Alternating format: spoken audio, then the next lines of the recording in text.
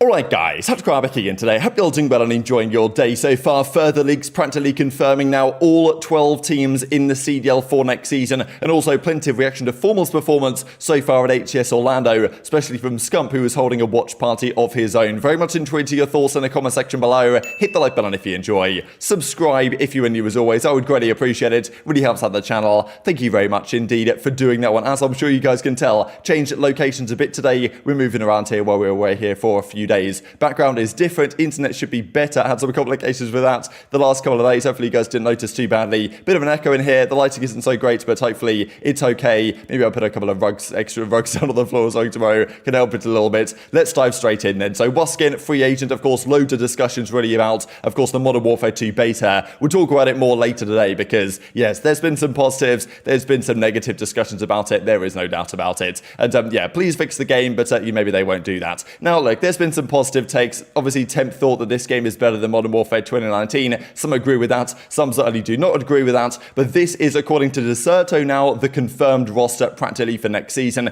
There are some sources saying that pretty much all of these guys now have signed their deals. Clayster's contract might not yet quite have been signed, but it's pretty much there for confirmation. So what do you guys think about this Las Vegas Legion roster for next season? I do think it should, on paper, be better than last year's at the very least. Temp and TJ, I think they've wanted to duo for quite some time once again. But yeah, honestly, Temp and Clay as the AR duo, not too much of a problem with that. Thing is kind of nice. I like Clay on this team, to be honest. I think it makes a fair bit of sense. And, but I would like to see Clay, so maybe with, I know probably Clay at this point doesn't want a team with too many younger guys because back on the subliners in 2021, he was, well, definitely voicing his frustrations about having to build those guys up and deal with all the issues that it comes with really dealing with younger players. And I'm sure Clay would kind of like having, okay, at least a couple of veterans also on his team so he doesn't have to deal with all the chaos that the subliners camp has been the last couple of years, largely because you could argue they've mixed kind of younger guys with more veteran players. Las Vegas not doing that. Clay, Temp, of course, as the ARs, TJ there, and Prolute as the SMG combination. Certainly an interesting one. The Prolute pick, I think it's great to see him get a shot actually here on this team because last year on OpTic, I think he did a great job. Generally not even really a flex player, prefers running an SMG like this. Now look, as I said with the London team the other day, does a seem nasty really strike fear into the heart of the league? Does Prolute and TJ Halley as your SMG duo strike fear into the heart of, Atlanta FaZe? I know Simp actually heard about this and kind of mentioned it on stream, was like, okay, cool to see Clay got a spot, but yeah, that team is, like, he didn't really want to say too much. It's certainly a team of CDL history if this gets confirmed. That's what Las Vegas are doing. I kind of, I don't know, I like the direction they've taken to some degree. I'm just not so convinced this roster is going to last the test of time, let's say, over the course of the entire season. Another team I might say that for as well is here on the London Royal Ravens, with now further sources practically saying that these deals are now done. Paulex's contract is signed. The only other thing to be determined here from the London side is Asim, whether he's going to go there, whether that can be achieved or not. Asim very rarely, after leaving a team, ever plays with those players again. He actually will do that here with Zero, I guess, from back in the, what was it, Black Ops 4 days on that FaZe clan team. So that'll be a kind of cool reunion. But look, again, we saw this team a few days ago. Now it's been practically confirmed by a lot of sources, and it's still not exactly striking me as well. This team's going to be incredibly good. So, like, we can already relatively clearly see now which are the top dogs next season, which are the teams that are going to struggle to make the World Championship, and which ones might just be chalked for at least that qualification, unless they make some sort of change. London, to me, kind of fall into that category, but look, every team's got upside. You never know who's going to be dominant at this game. If Nasty comes out and has the season that we kind of expected from him when he initially came into this London team, then,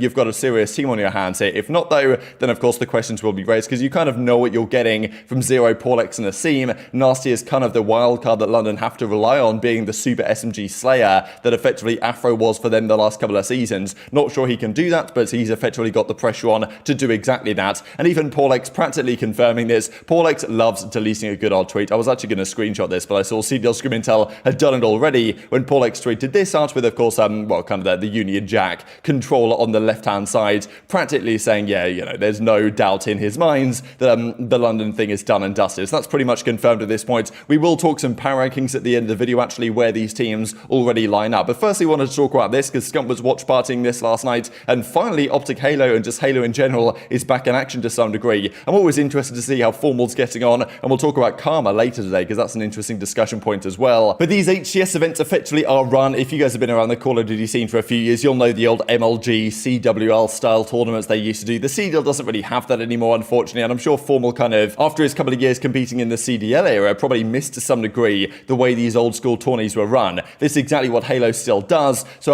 effectively the group stages are presently going on, and of course went on last night. The majority of the group stages went on last night. They finished them off this morning. Then bracket play begins today, and then of course tomorrow on the Sunday, the victor of the tournament is crowned. OpTic should be one of the key favourites, but it's been quite some time since any of these teams have really been in action on LAN. They played Ascend, one of the stronger European squads, I believe. FormaL made this nice play. We'll see some Scump reaction to here in a second. They win game 1. They take down Ascend 3-0 relatively comfortably. They then destroy Chiefs. Next up, I believe, Australian team. And this is one of the things that's possible in Halo, just to completely shut out the other team in strongholds here because of the way the domination system effectively works. Yeah, they beat these guys 250-0. That's pretty tough. They've got actually a guy called Beaston on their team, Chiefs, which I believe might be a name some of you guys may well recognize that from previous Call of Duty. I don't know if he actually did or whether I'm getting that confused, but I think that's a name that used to be in COD before, so maybe we'll be back in COD again sooner rather than later. But I wanted to share the clip from Scump watching this on stream. All that is needed for OpTic Gaming to send us to a final round here on Oddball, but there are those picks coming in, and FormaL zone.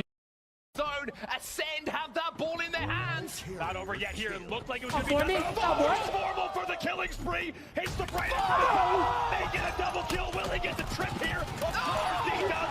It's a triple kill in the back of the tower from FormaL.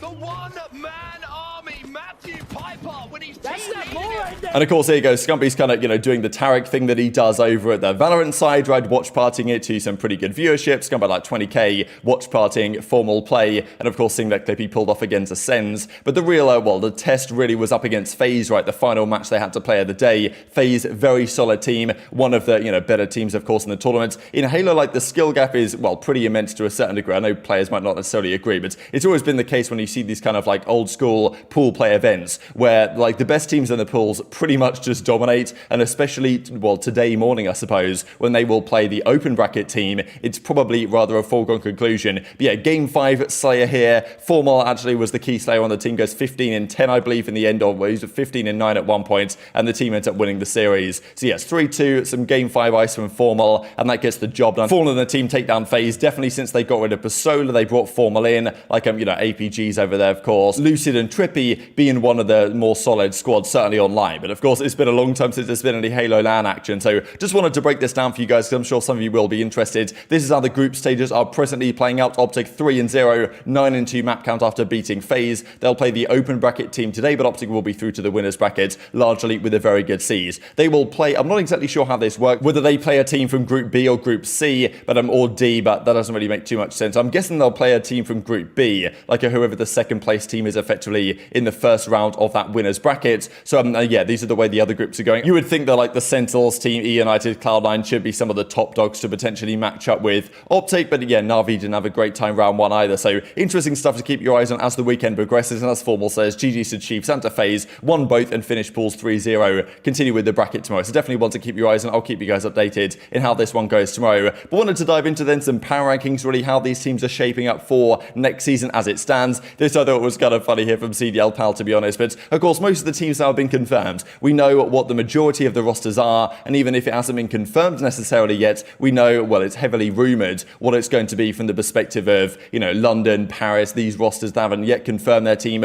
Boston have now confirmed that's out there. The subliners haven't confirmed their team quite as of yet. We don't know what it's going to be officially. We believe that Wardy, actually, well, there's been some interesting rumours about this actually, because Wardy surely was an SMG player, like the best SMG player arguably in the entirety of challenges last year, certainly in the European side. I thought that would have been a slam dunk for London to get him in. Rumours are going around that he might have actually declined London and preferred to go to subliner's bench, which is a very interesting decision if he did do that, or whether London passed on him and then he went to subliner's bench instead. That's the rumour that we expect to be confirmed over the coming days. But yeah, that does surprise me, right? Because surely that was a slam dunk for London, and they failed to deliver. There's been rumours that they're not paying much salary this year, London, so a bit of a mess over there. And maybe why a lot lot of people aren't really expecting that London team to deliver great results this year. But yeah, these are the 12 teams, not all confirmed, but practically confirmed. FaZe, OpTic, Thieves, Seattle, of course, pretty much stayed, apart from FaZe. Toronto, Minnesota, probably the two teams with the greatest upside, I would say, this season. Boston have improved to some degree. The New York team, I do think, has a fair bit of potential. Kiz and Hydra, we know what they can do. Skies has a great AR.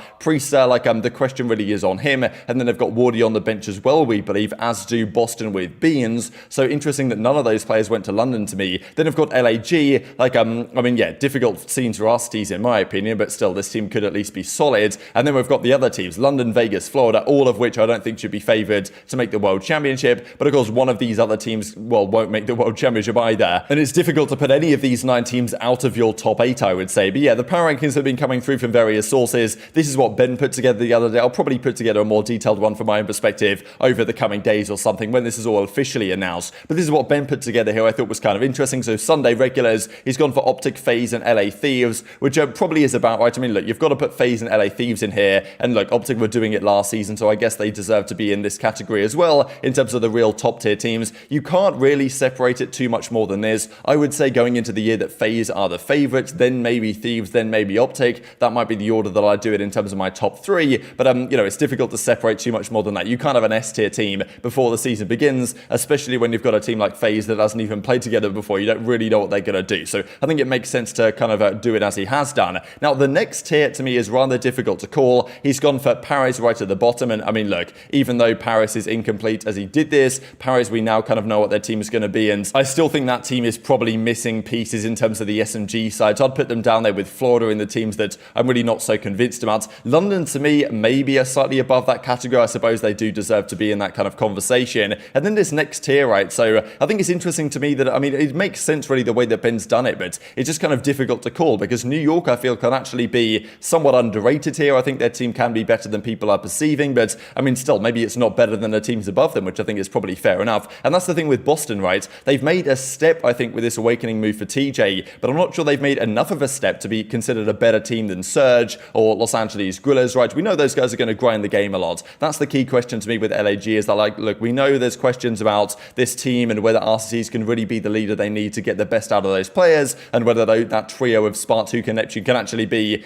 good at all, really, because we didn't see much of it last season. But, I do think those guys are going to grind. They should be in a decent conversation there. If Arcitys can deliver what he's expected to deliver, you'd think, top 6 range should be achievable for them. And then they've got Minnesota, Toronto, which I think also makes sense. So it's really difficult to order these because to me, London, Mutineers and Paris in some order are clearly the weakest 3 teams I think we have. Deciding the 9th best team is really tough. I guess Ben's put it as Breach here, but he might not be ranking these in order. But and that might make sense in fairness based on the rosters that we're considering at the moment. And it's just difficult to rank between these. I think that midfield 5 or 6 teams from Minnesota down to like Boston, it's pretty tough to figure out who's the best there. And maybe Surge should be considered 4th best here because they've stuck together and had great success before as well last season. And this game might play slower than before, which could play into the hands of accuracy. Maybe like he could have better performances this year than he did last year. It's an evolving situation. But yeah, this is what Ben's gone for. Definitely tweet your thoughts on it in the comment section as of course it continues to evolve. And just to mention this before, actually, kind of unfortunately, some Suckery, player that played for Heretics, you guys might remember back in World War II and Black Ops 4 and was part of the Rokkr Academy actually this season, has announced he's going to retire. So many pro players actually announcing their return for this year Modern Warfare 2. Some players maybe tried the beta and were like, yeah, that's not it for me. I'm going to call it a day. And we'll talk about what Karma thinks in just a few hours time here. And just to mention this as well, the top 5 from the challenges scene